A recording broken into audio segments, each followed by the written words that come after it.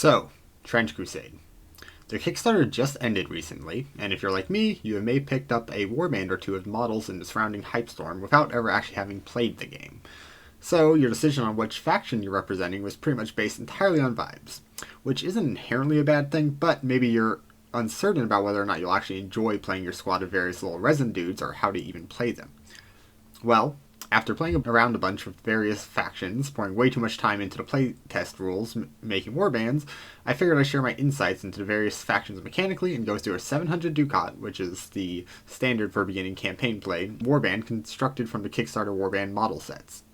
Ideally, this video should go up when the pledge manager / late pledges go live, so maybe this will help give you an idea of what you're actually looking at mechanically with each of the factions.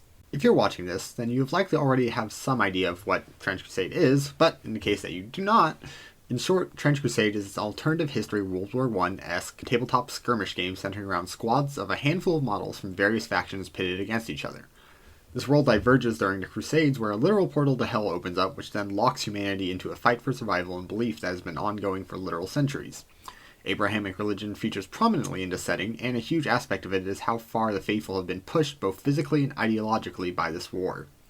From our perspective, they have committed many perversions of their respective faiths in order to preserve it in this hell-torn world, but since they are still actively receiving blessings from God, obviously they can't be too far off. There are of course also the forces of hell involved, either in the form of proxy soldiers or even direct spawn, which do not shy from being what you'd expect factions dedicated to serving hell to behave like. The actual gameplay of Trench Crusade features a 48-inch by 48-inch map with various objectives depending on the scenario that you can deploy your forces onto, activating units in alternating order with your opponent rather than having distinct player 1 and player 2 turns or distinct phases.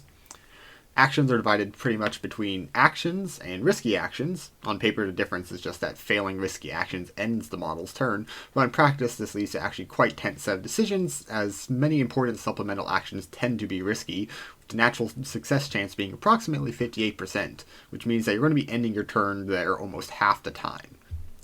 We'll discuss this more later when relevant, but it is something important to consider. Importantly, there's also a metagame element, where the game heavily leans into it, that connects a series of battles, lets you upgrade units, acquire new equipment, new units, and develop a storyline for your play sessions. This is seemingly the expected way of play, as there are unit abilities and items that specifically are built around this functionality, although of course the game works perfectly fine for one-off skirmishes. As stated before, these warbands will be 700 Ducats, which is the entry point for campaign warbands. Then maybe later I'll discuss some 900 Ducat and 400 Glory Point skirmish variants, which are the standard for the single skirmishes. But for now we're going to go through with baseline campaign play so you can just jump in and scale up from there rather than having to cut down. If you want to just skip to the warbands and don't care about the number stuff that I'm about to discuss here, feel free to skip to the time on screen for the various factions. Let's start with just very basically giving you the tools to self-evaluate units, which will make it so I have to do less repetitive explanation for each faction about how good or bad a +1 dice roll is. First off, the system functions on a 2d6, which are the 6-sided standard dice, with 7 being the threshold for success. Right, so you rolled 2 dice, sum their value together. This means that you have about a 58% chance of succeeding a task for a unit with no bonuses or negatives to the action. If you are familiar with Dungeons & Dragons, you should be familiar with the concept of advantage and disadvantage, which is where you roll more than the normal number of dice and then take either the highest or lowest rolls respectively. This is how the majority of modifiers in Trench Crusade work, with a few key exceptions such as bloodbaths and certain weapons where you'll actually sum more than the normal 2 dice. Usually this is 3 dice instead of 2. The other group of exceptions to this are certain weapons and armor providing a flat increase or decrease to the value rolled rather than changing the number of dice rolled, so bumping a 7 down to 6 for example. Now that we have that out of the way, let's look at some actual numbers. The essence success table is shown here. It is fairly simple. 6 and below is failure, 7 above is success, with 12 being a critical success for attack rolls. Here's what your odds look like with a neutral action roll. As mentioned, this means that 58% of the time you will be succeeding in your actions. Degrees of success or failure do not matter too much in Trench Crusade, excluding large explosives, so we're just going to focus on certain breakpoints here for this discussion. The most important takeaway from this chart is that if you start your turn with a risky action, such as dashing, you are effectively giving up 40% of your turns. This is especially impactful when you consider that Trench Crusade games tend to last only 4 to 6 rounds. Internalize this when you're deciding order of operations and weighing your risks carefully. If you have a unit that needs to dash in order to fulfill its purpose, find a way to give it a +1 to this action. Look what happens to the probability of getting at least a 7 when we go up to just +1 dice. It jumps all the way to approximately 80%. +2 dice raises this to about 90%. So while +2s are great, you're going to see the largest swing going between neutral and +1. Likewise, this is mirrored when we go to disadvantage, where at -1 we see a drop down to 32%, and for -2 it goes all the way to 17%. These are the most important values to internalize when evaluating units, whereas a +1 means you're very likely to succeed in your actions. Consider that, though, that's still about 1/5 of the time you will fail, and -1 means you're fighting very uphill battle. Genuinely, this graph here covers most of what you need to evaluate your units and equipment selection, since pretty much everything centers around it in this game. The other important chart you're going to be referencing in this game is the injury chart, shown here. It's very similar, but with some more significant locus points. First of all, note that there is results for 1 or lower. This is because armor applies a flat reduction in value from 1 to 3.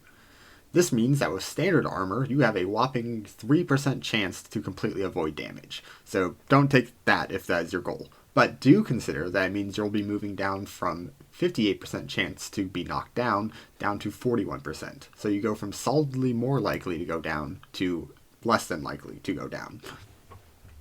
Then, when we take a look at what it takes to take a unit out of action, shifting from needing a 9 to needing a 10 takes your chances from 27% down to 16%. And now elite units likely are wearing reinforced armor, which apply a -2 to the value rolled, which makes killing them and have a 8% chance of success. If they take a shield or machine armor, your chances get even more dismal, going down all the way to approximately 3%. This is why blood markers are so important for actually killing these tough units, as using 2 blood markers changes that dismal 3% chance to a still small but significantly better 13%. And if you use 4 blood markers, this crosses 25% threshold, and so on. This is also why Bloodbath, which is where you can roll 3d6 dice, or weapons that reduce/ignore armor, add injury dice, etc., are so important for killing your opponent's higher armor units, as otherwise you're going to have to spend multiple activations building up enough damage to have a reasonable chance of accomplishing your goal. I also want to preface here that these are all for version 1.5 of the rules, but barring extreme point rebalancing, this should still serve as a solid basis going forward with minor adjustments. If things get more expensive, usually you can drop like a helmet or 2, or if things get cheaper, just adding armor usually is a all-around good decision that you can make. Now that all of that is out of the way, let's finally look at the actual warbands. We'll start off to arguably the face of the game, the Trench Pilgrims. In brief, the name of the game of Pilgrims is the power of zealotry over the world's cruelty. Their equipment in general is relatively lackluster, but many of their units feature ways of either shrugging off negative results or even turning them into boons. They lack the relative stats and equipment in order to play too conservatively, but this doesn't mean they can't hold objectives, just they have to be aggressive about doing so. And as this is a result of the other factions typically outgunning them and having a more tactical flexibility, if you're not willing to have faith in your units. Which is, good job on designers for implementing a faction-appropriate feeling. In the Kickstarter Warband, you are given the following: a Communicant, a Stigmatic Nun, a War Prophet, and 5 Trench Pilgrims.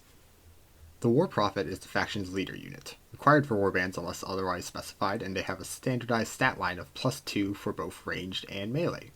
As we discussed earlier, a +2 dice is very good, providing a 90% hit rate on unmodified attack rolls. This means that giving them some of your hardest hitting weaponry is usually a good choice, ideally with Assault so that you can theoretically get both a ranged and melee attack in on the same turn, as at least one is very likely to hit.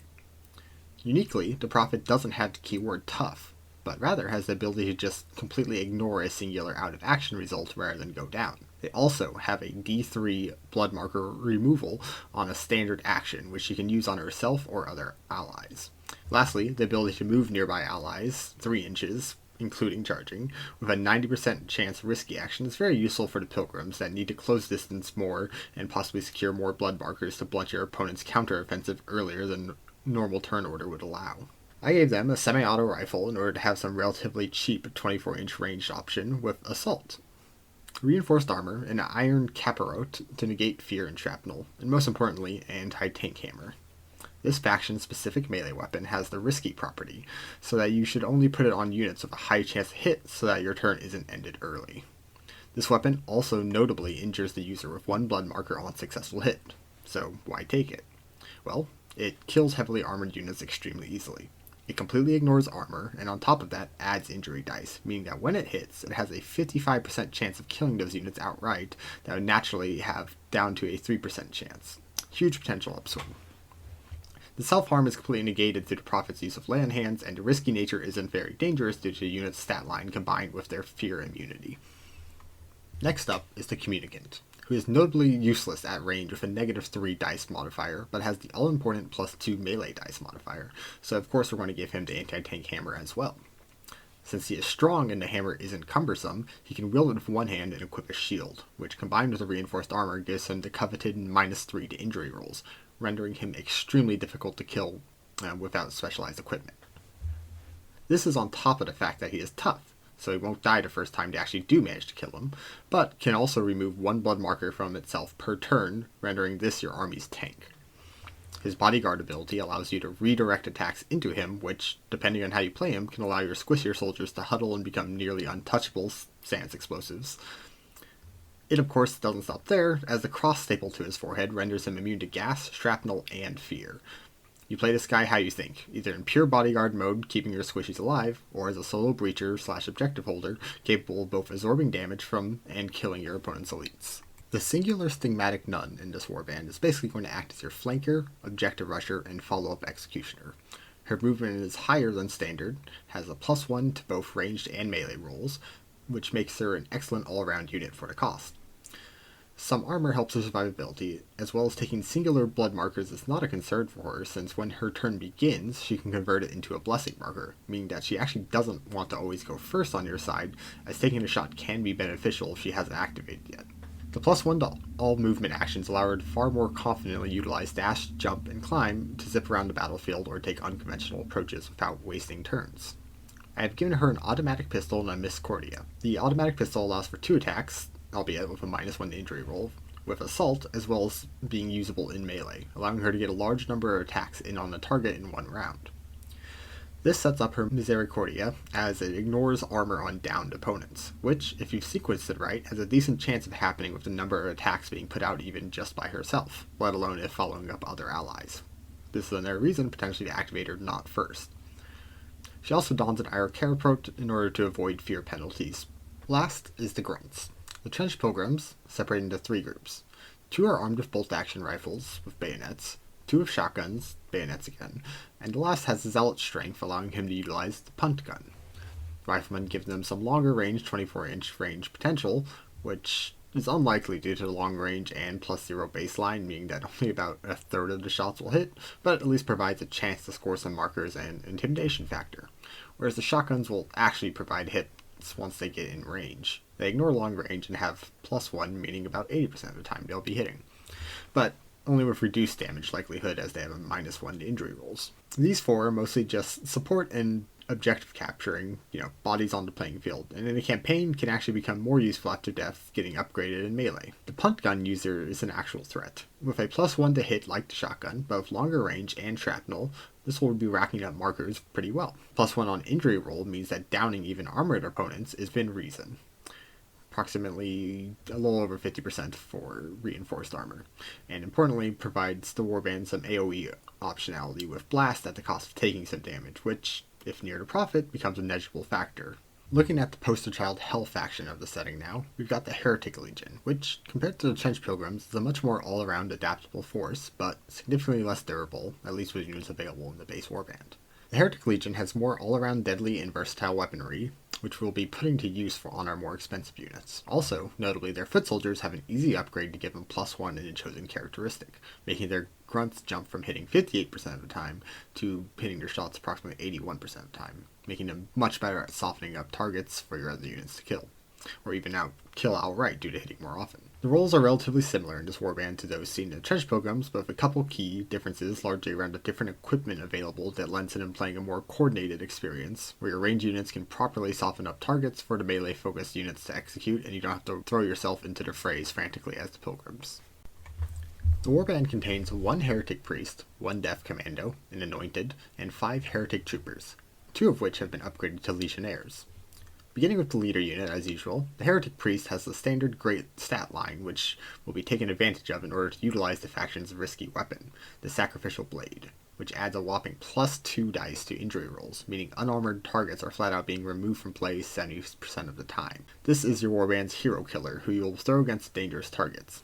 The ranged option is the automatic shotgun, which with assault and the heretic stats allows for a very likely blood marker before charging in with the blade, further increasing your chances of killing. Shotgun allows for a shield, so in combination with the reinforced armor, this priest has coveted -3 armor plus toughness combo, making them exceedingly difficult to kill. Their Puppet Master ability allows for the control of a model within 12 inches, but is a flat risky action, so should be used after all other options. If successful, using it for a free melee attack by forcible disengage seems standardly useful. Next is the Cool Dude unit, the Heretic Death Commando. Now this guy is going to play much more like a very annoying berserker than how you think an assassin may normally. You want him ripping and tearing as soon as possible, making your opponent's ranged units get forced into melee. This is assisted by the Infiltrator tag, which means depending on the map you can get into turn 1 conflict. A stealth generator that makes him harder to hit at range, so enemy grunts with +0 are going to hit him only about a third of the time, even at short range, and 17% of the time at long range. And more actively, you can use Hide with an 80% success chance in order to become untargetable for a turn unless they get very close. This is useful for turns when either you're on the approach or in the retreat. A solid turn ender in general based on how it works, so it being a risky action doesn't matter as much since you wouldn't want to do anything afterwards anyways. Equipped with some gas grenades for some easier blood markers before engaging in melee, and if you go first on turn 1, there's a decent chance enemies are grouped pretty strongly as, deployment phase just occurred, so a blast 3 inches will likely get more than 1 target, and in melee is where the commando really begins to shine. The Tartarus Claws give you an extra attack, and more importantly, allow for extra movement and a second set of attacks if you down or remove a target, which, in combination with the potential blood marker from the gas grenades, makes the commando great for shredding clustered line infantry units. You want him infiltrated where he can theoretically jump from one target to the next on turn 1, reducing the number of functional units your opponent has to work with early as possible. In combo with his hiding, -1 ranged hits on him, and reinforced armor, your commando should be annoyingly difficult to remove target for your opponents. Beginning with the non-elite units, we start with the Anointed, who is notably the only strong unit in the entire army, so he'll be who you want to utilize heavy weaponry with. Nothing too special otherwise about this unit, solid stat line with some decent mandatory equipment. For this build I went with giving him a grenade launcher, giving him access to shrapnel at long ranges with blast 3 inches to help him support the Death Commando in their job of punishing grouping. The Greatsword also allows him to be a danger at close range, potentially supporting the Trooper/Legionnaires against opposition charges, helping hold objectives by himself in the back with the range of his weapon, allowing him to still participate in the fight. Last but not least are the Troopers and Legionnaires. The Troopers are all fitted with shotguns in order to give them a decent chance of causing blood markers on their targets at all, while the Legionnaires have the ability to use a bolt-action rifle competently even at long range. So, they provide a decent and reliable ranged option. All have bayonets in order to not be completely useless in melee, but at least the Legionnaires take up better positions that their 24-inch range allows them to make use of, whereas the shotgun guys can either try to support the elite unit's ability to finish off targets, or act as an objective control blob. If you've gone this far, thank you for watching. I will be making follow-up videos that should address the rest of the factions here, but we are cutting this one at this point simply because of length concerns, and I hope to see you there.